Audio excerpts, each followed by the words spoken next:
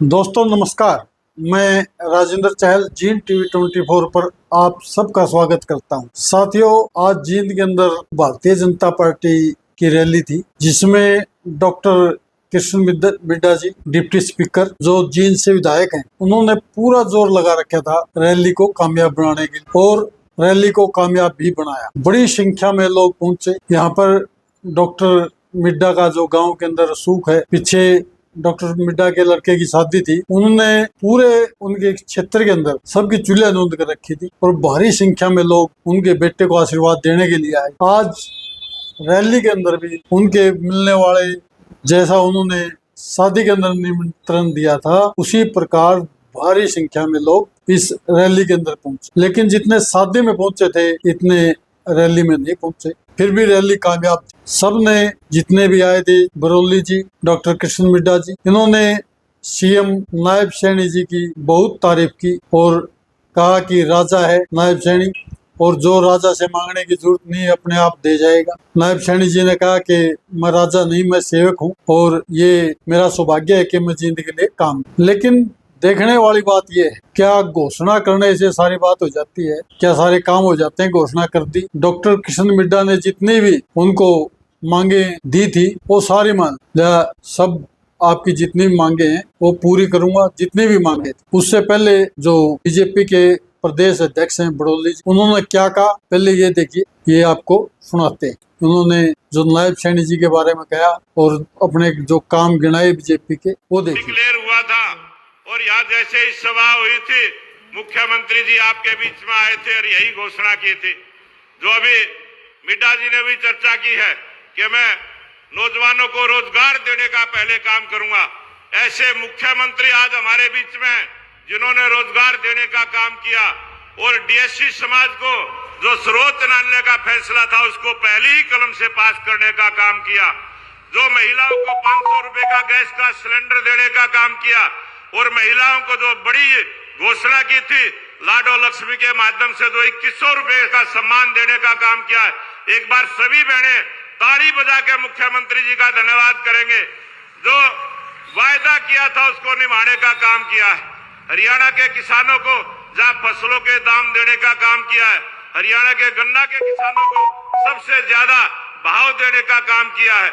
ऐसे लोकप्रिय मुख्यमंत्री जिन्होंने अग्निवीर के हमारे जवानों को, क्योंकि ये हरियाणा जवानों की भूमि है, जवानों को सबको 100% रोजगार देने की गारंटी दी। इसी प्रकार से किसानों का, महिलाओं का, युवाओं का और गरीब कल्याण की योजनाएं जो गरीब के घर तक पहुंचाने का काम किया है, ऐसे लोकप्रिय मुख्यमंत्री आज हमारे बीच में है।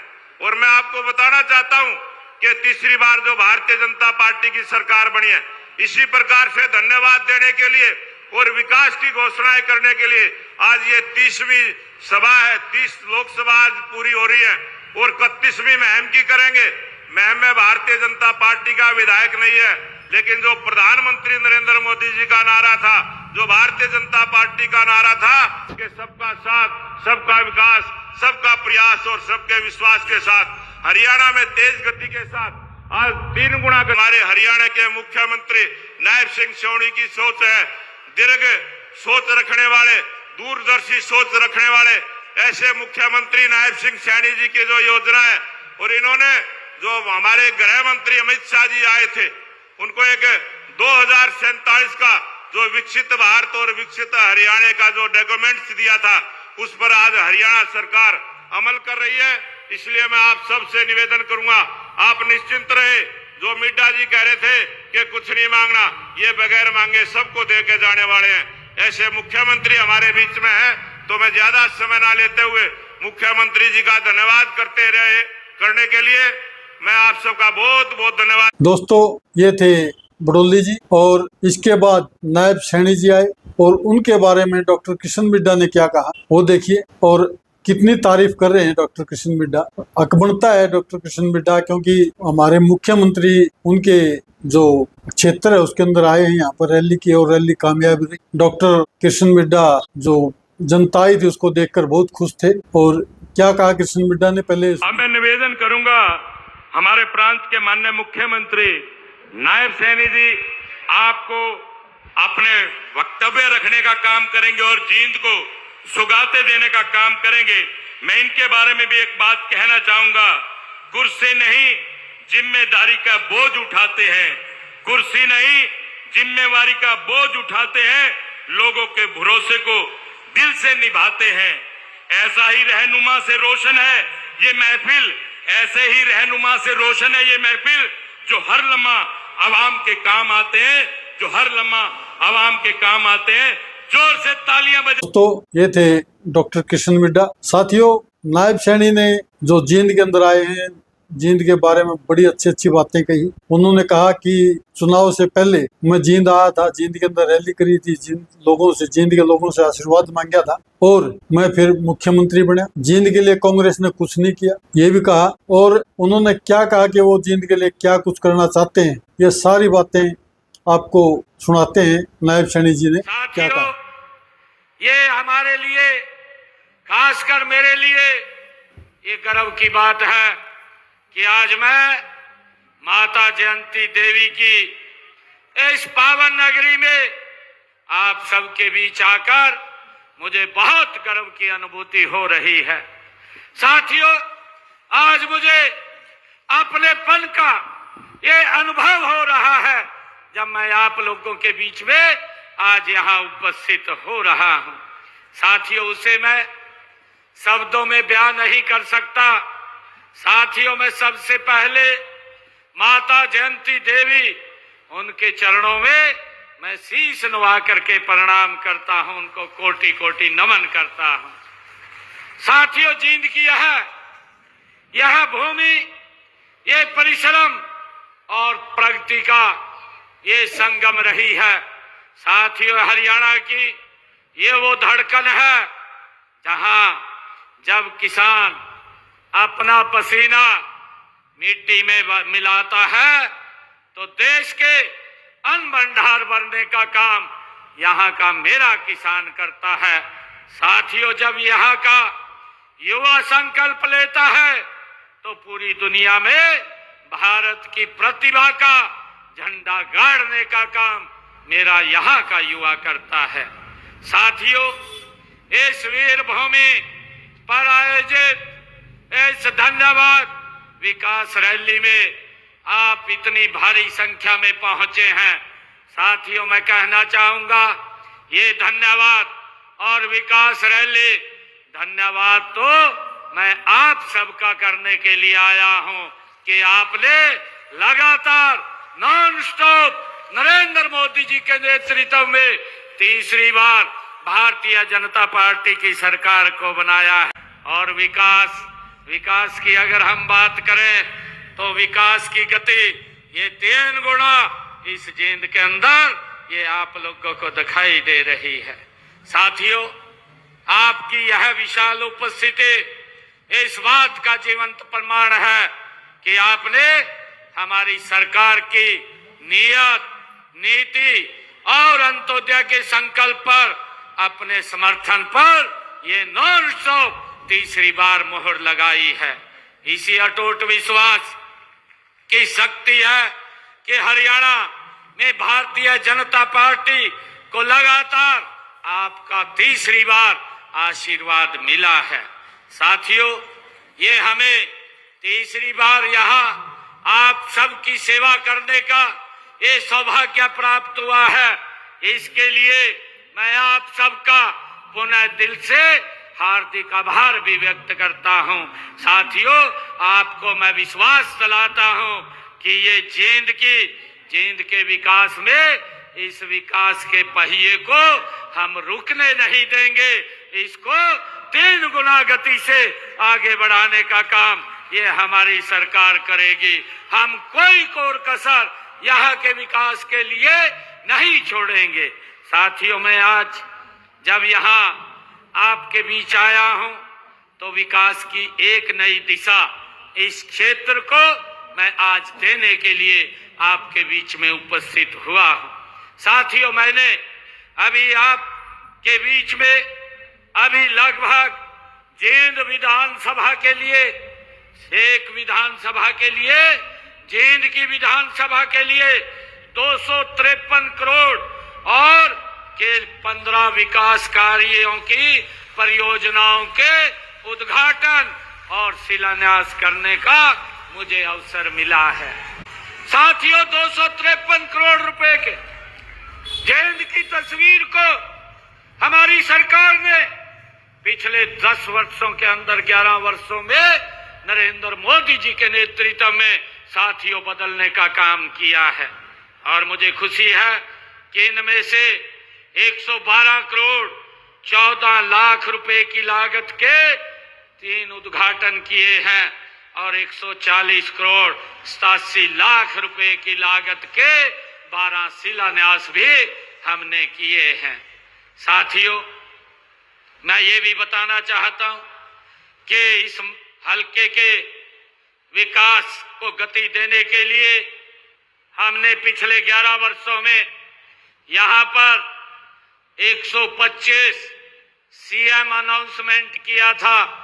125 पिछले 11 वर्षों में मुझे गर्व है बताते हुए 103 अनाउंसमेंट का काम हमने पूरा कर लिया है और बाकी के ऊपर गति से काम चल रहा है। साथियों, इसे अन्न भंडार भरने वाले किसानों की ये भूमि को लंबे समय से साथियों नजरअंदाज इसको किया जा रहा था, जिसकी चर्चा हमारे मिड्डा जी ने भी की है। यहां विपक्षी दलों का एजेंडा था कि वोट लो और शोषण करो और क्षेत्र को विकास में पीछे धकेलने का काम करो। साथियों, इन्होंने झूठे वादे किए, झूठे वादे करके ये कांग्रेस विपक्षी दलों ने इस क्षेत्र के अंदर किया है। लेकिन साथियों, विकास के नाम पर कुछ भी नहीं किया है। परिवारवाद की दलदल में फंसे हुए इन लोगों ने आपके बच्चों के भविष्य को लेकर कोई संजीदा यहां कार्य नहीं किया है। उन्होंने तो सिर्फ अपने बच्चों के भविष्य को ही सुरक्षित करने का काम आप लोगों की वोट लेकर के किया है। लेकिन हमने इस क्षेत्र का हक सूद समेत लौटाने का काम ये हमारी सरकार ने किया है।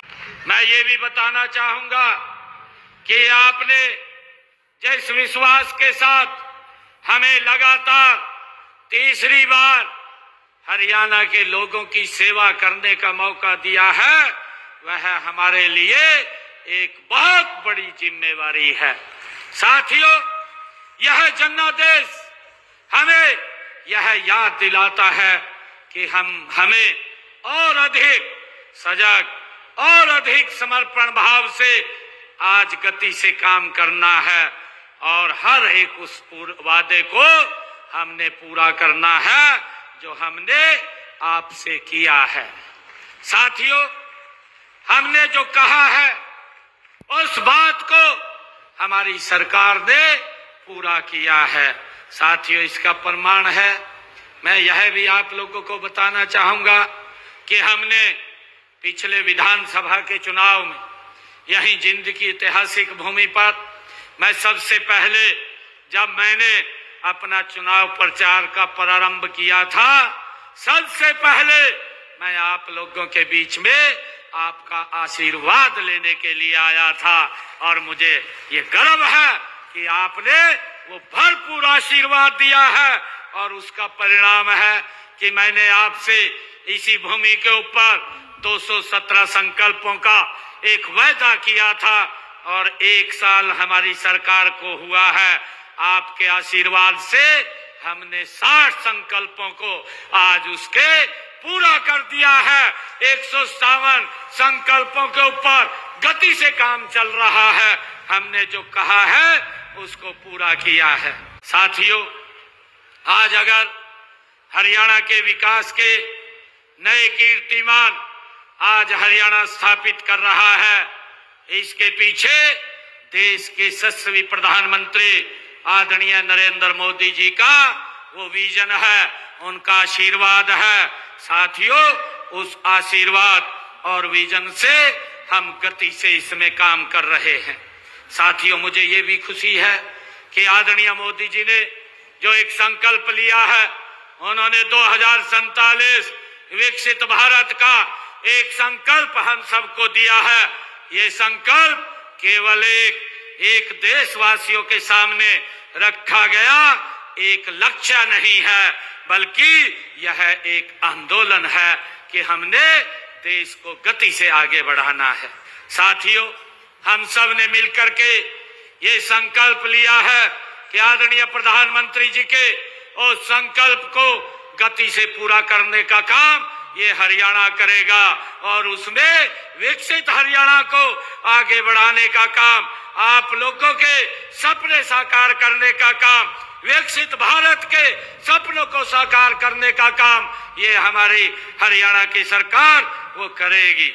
साथियों, हमारी सरकार का जो उद्देश्य है वो उद्देश्य राष्ट्र प्रथम है कि उस राष्ट्र प्रथम की नीति पर हम चलते हुए हर संकट में भारत के साथ, भारत के लोगों के साथ खड़ी हुई ये सरकार दिखाई देती है, मोदी जी के नेतृत्व में दिखाई देती है।